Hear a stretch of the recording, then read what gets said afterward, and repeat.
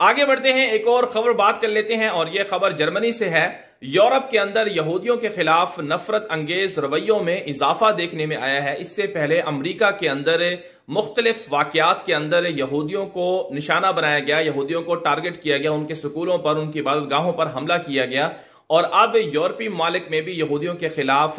حملے کیے جا رہے ہیں۔ جرمنی جو یورپ کا ایک بہت بڑا ملک ہے، وہاں پر یہودیوں کے خلاف اس قدر حملے تیز ہو چکے ہیں۔ جرمنی کی حکومت بھی اب مجبور ہو چکی ہے کہ یہودیوں کو مذہبی روایتی لباس پہننے سے روکا جائے، اور جرمن کی حکومت نے یہودیوں کو متنبہ کیا ہے کہ وہ اپنی روایتی مذہبی جو ٹوپی ہے وہ اسے نہ پہنے، کیونکہ اس وجہ سے ان کے خلاف حملے زیادہ ہوتے ہیں۔ اور 2018 کی رپورٹ کے مطابق تقریباً 1700 کے قریب یہودیوں پر حملے ہوئے، اور ان میں سے 60 کے قریب ایسے حملے تھے جس میں کافی تعداد میں یہودیوں کو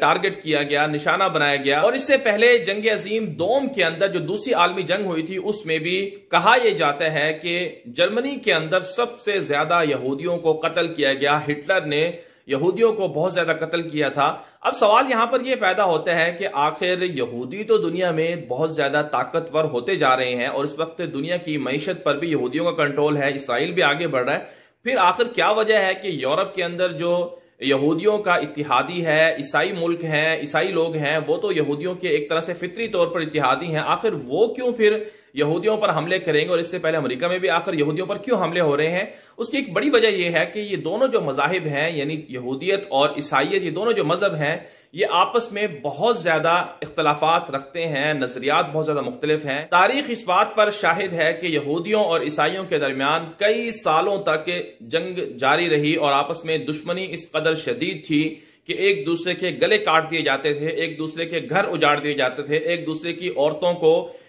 غلام بنا لیا جاتا تھا، اور ایک دوسرے کے کاروبار پر قبضہ کر لیا جاتا تھا۔ یہ تقریباً 60 سے 70 سال پہلے ایک معاہدہ ہوا ہے یہودیوں اور عیسائیوں کے درمیان، جس میں انہوں نے بظاہر دنیا کو یہ دکھانے کے لیے کہ آج سے ہماری دوستی ہو گئی اور ہماری دشمنی جو ہے وہ ختم ہو گئی، یہ معاہدہ ہوا تھا۔ لیکن اس کے باوجود بھی یہودی اور عیسائی آج بھی آپس میں دشمن ہیں، آج بھی ان کے اندر اختلافات موجود ہیں۔ یہی وجہ ہے کہ عیسائی یہودیوں کو اپنا دشمن سمجھتے ہیں، جس طرح سے مسلمان یہودیوں کو اپنا دشمن سمجھتے ہیں۔ عیسائی یہ سمجھتے ہیں کہ بیت المقدس جس پر یہودیوں نے قبضہ کیا ہوا ہے، فلسطین جس پر یہودیوں کا تسلط ہے، عیسائیوں کے مطابق وہ ان کے لیے مقدس جگہ ہے، وہاں پر حضرت عیسیٰ علیہ السلام پیدا ہوئے تھے، اور وہ حضرت عیسیٰ علیہ السلام کا وطن ہے جس پر یہودیوں نے قبضہ کیا ہوا ہے۔ یہی وہ وجوہات ہیں، یہی وہ نظریاتی اختلاف ہے، یہی وہ مذہبی اختلاف ہے جس کی وجہ سے عیسائی اور یہودی آپس میں دشمن ہیں، اور عام جو عیسائی ہیں، یعنی عام جو عوام ہیں، وہ یہودیوں کو اپنا سب سے بڑا دشمن سمجھتے ہیں۔